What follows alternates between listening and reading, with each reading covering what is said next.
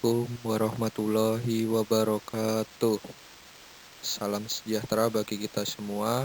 Perkenalkan, nama saya Wahyu Setiawan Raharjo dengan NPM 1910631080176 dari Prodi Pendidikan Bahasa dan Sastra Indonesia, Fakultas Keguruan dan Ilmu Pendidikan, Universitas Singapura Karawang.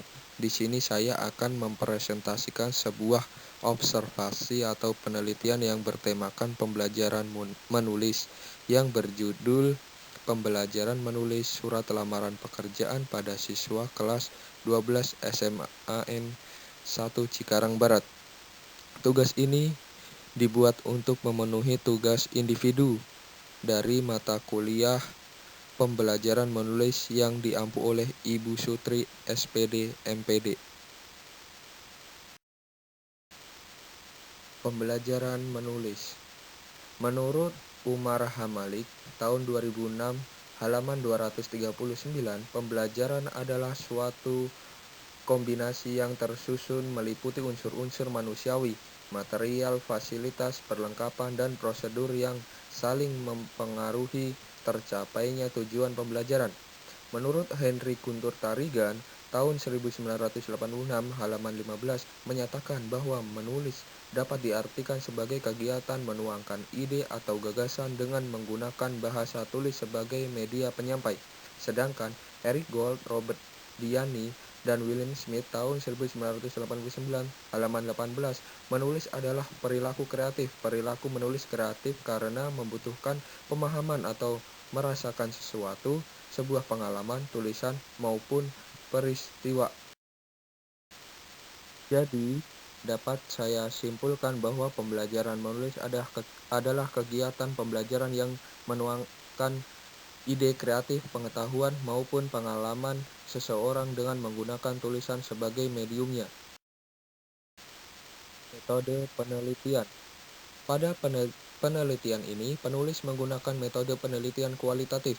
Metode kualitatif adalah metode penelitian dengan mengumpulkan data dengan cara melalui observasi, dokumentasi, dan teknik wawancara. Penulis mewawancarai 2 orang peserta didik kelas 12 SMAN 1 Cikarang Barat sebagai narasumbernya. Tujuan menulis. Menulis memiliki beberapa tujuan, yaitu sebagai berikut. Yang pertama, menginformasikan segala sesuatu, baik itu fakta, data, maupun peristiwa, termasuk pendapat dan pandangan terhadap fakta, data, dan peristiwa, agar khalayak pembaca memperoleh pengetahuan dan pemahaman baru tentang berbagai hal yang dapat maupun yang terjadi di muka bumi ini. Yang kedua, membujuk. Melalui tulisan, seorang penulis mengharapkan pula pembaca dapat menentukan sikap apakah menyetujui atau mendukung yang dikemukakan Penulis harus mampu membujuk dan meyakinkan pembaca dengan menggunakan gaya bahasa yang persuasif. Oleh karena itu, fungsi persuasif dari sebuah tulisan akan dapat menghasilkan apabila penulis mampu menyajikan dengan gaya bahasa yang menarik, akrab, bersahabat, dan mudah dicerna. Yang ketiga, mendidik adalah salah satu tujuan dari komunikasi melalui tulisan. Melalui membaca hasil tulisan, wawasan pengetahuan seseorang akan terus bertambah. Kecerdasan terus diasah yang pada akhirnya akan menentukan perilaku seseorang. Orang-orang yang berpendidikan misalnya cenderung lebih terbuka dan penuh toleransi, lebih menghargai pendapat orang lain, dan tentu saja lebih rasional. Yang keempat, menghibur. Fungsi dari tujuan menghibur dalam komunikasi bukan monopoli media massa, radio, televisi, namun media cetak dapat pula berperan dalam menghibur khalayak pembacanya. Tulisan-tulisan atau bacaan-bacaan dalam tanda kutip ringan yang kaya dengan anekdot, cerita, dan pengalaman lucu bisa pula menjadi bacaan penglipur lara atau untuk melepaskan ketegangan setelah seharian sibuk beraktivitas. Manfaat menulis. Muhammad Yunus dan Suparno tahun 2009 halaman 14 mengemukakan manfaat menulis adalah sebagai berikut. Yang pertama, menulis dapat meningkatkan kecerdasan. Menulis adalah suatu aktivitas yang kompleks. Kompleksitas menulis terletak pada tuntutan kemampuan mengharmonikan berbagai aspek. Aspek-aspek tersebut meliputi penanganan pengetahuan itu ke dalam racikan bahasa yang jernih, yang disesuaikan dengan corak wacana dan kemampuan pembacanya. Pengetahuan tentang topik yang akan dituliskan. Penyajian selaras dengan konvensi atau aturan penulisan agar sampai pada kesanggupan seperti itu. Seseorang perlu mengendalikan emosi, serat menata dan mengembangkan daya nalarnya dalam berbagai level berpikir, dari tingkat mengingat sampai evaluasi. Selanjutnya, menulis dapat menumbuhkan keberanian. Pada saat menulis, akan timbul rasa keberanian yang meliputi pemikiran, perasaan, sikap, dan gaya untuk disampaikan kepada pembaca. Karena itu, penulis harus berani menerima berbagai kritikan berupa penilaian dan tanggapan dari pembaca, baik bersifat positif maupun negatif. Selanjutnya, menulis mendorong kemauan dan kemampuan mengumpulkan informasi. Seseorang menulis karena mempunyai ide, gagasan, pendapat, atau sesuatu hal yang menurutnya perlu disampaikan dan diketahui orang lain. Tetapi, apa yang disampaikannya itu tidak selalu dimilikinya saat itu. Padahal tak akan dapat menyampaikan banyak hal dengan memuaskan tanpa memiliki wawasan atau pengetahuan yang memadai tentang apa yang akan dituliskannya, kecuali kalau memang apa yang disampaikannya hanya sekedarnya. Terakhir, menulis dapat mengembangkan daya inisiatif dan kreativitas. Dalam menulis, seseorang mesti menyampaikan dan mensuplai sendiri segala sesuatunya. Segala sesuatu itu adalah: yang pertama, unsur mekanik tulisan yang benar seperti punktuasi, ejaan, diksi, pengalimatan, dan pewacanaan. Kedua, bahasa topik. Dan yang terakhir, pertanyaan dan jawaban yang harus diajukan dan dipuaskannya sendiri agar hasilnya enak dan nyaman dibaca. Maka apa yang dituliskan harus ditata dengan runtut, jelas, dan menarik. Surat lamaran pekerjaan. Menurut Kamus Besar Bahasa Indonesia atau KBBI, surat lamaran pekerjaan adalah sesuatu yang ditulis atau tertulis yang berisikan suatu permintaan untuk dapat memasuki suatu kegiatan pekerjaan. Surat lamaran pekerjaan. Secara umum, sistematika surat lamaran pekerjaan sama dengan surat resmi. Sistematika surat lamaran pekerjaan yaitu meliputi tempat dan tanggal lahir. Berbeda dengan surat dinas, surat lamaran pekerjaan tidak memerlukan kop surat. Pada bagian paling atas, Anda bisa langsung menuliskan tempat dan tanggal penulisan surat secara lengkap. Selanjutnya, hal dan lampiran. Setelah tanggal, di bawahnya adalah hal dan lampiran.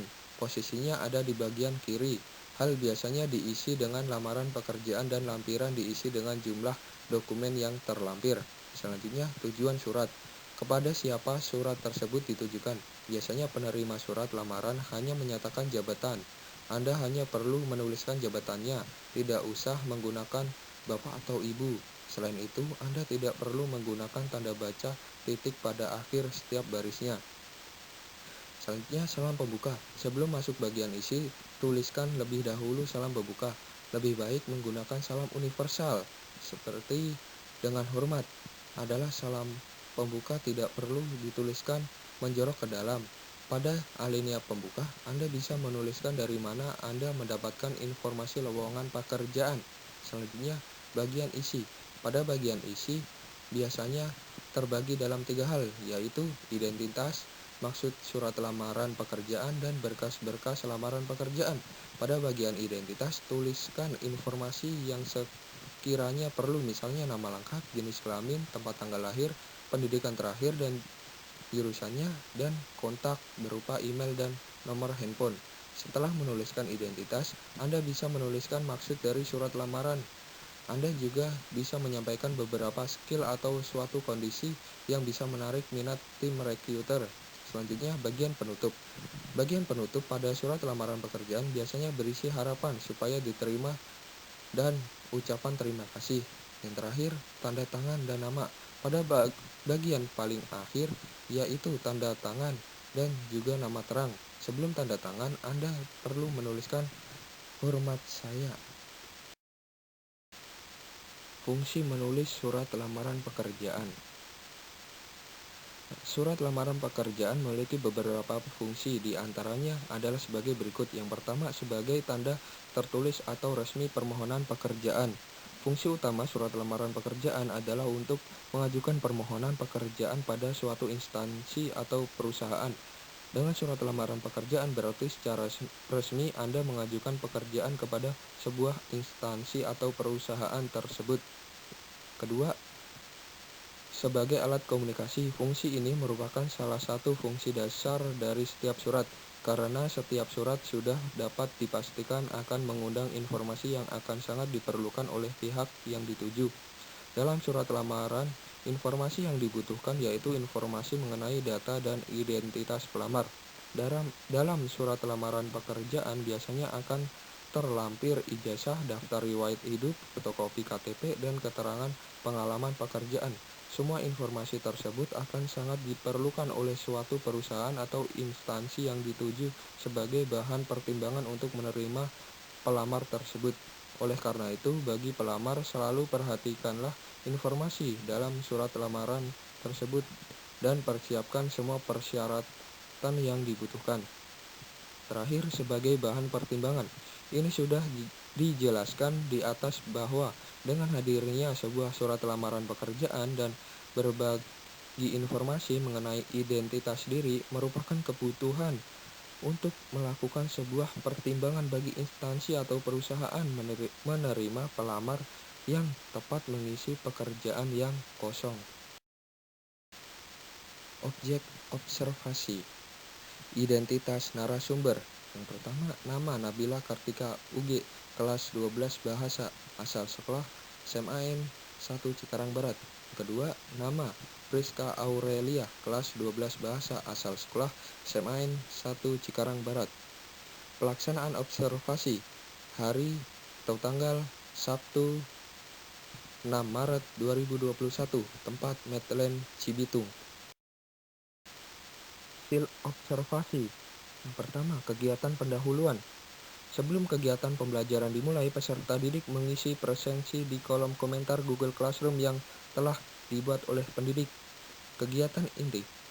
Kegiatan pembelajaran dilakukan melalui media pembelajaran Google Classroom. Pada materi menulis surat lamaran pekerjaan, pendidik mengunggah link web atau YouTube pada Google Classroom. Peserta didik mempelajari web tayangan video yang berisi materi yang diberikan oleh pendidik. Terakhir, kegiatan penutup. Pendidik memberikan tanggapan dan sekaligus bersama-sama peserta didik menyimpulkan materi menulis surat lamaran pekerjaan. Selain itu, pendidik memberikan tugas kepada peserta didik untuk membuat surat lamaran pekerjaan. Hasil observasi. Dalam meningkatkan kemampuan menulis surat lamaran pekerjaan, narasumber menyampaikan bahwa ia memanfaatkan pengalaman yang ia miliki sewaktu SMP dan memanfaatkan media elektronik untuk mencari tahu terkait apa saja yang belum dipahami dalam penulisan surat lamaran pekerjaan. Kesimpulan. Penulis menyimpulkan berdasarkan hasil wawancara bahwa pembelajaran menulis pada pembelajaran daring ini menggunakan media pembelajaran Google Classroom belum sesuai. Maka perlu inovasi media lainnya agar peserta didik tidak bosan serta dapat memahami materi menulis surat lamaran pekerjaan secara rinci dan jelas. Selain itu, untuk pemaparan materi sebaiknya pendidik menyeimbangkan dengan kemampuan peserta didik pada umumnya, agar materi yang disampaikan dapat dipahami dengan baik oleh peserta didik. Kemudian hal yang lain dapat menentukan keberhasilan adalah menarik perhatian peserta didik agar tertarik seperti pendidik memaparkan materi dengan kreatif dan jelas, lalu memberikan apresiasi kepada peserta didik.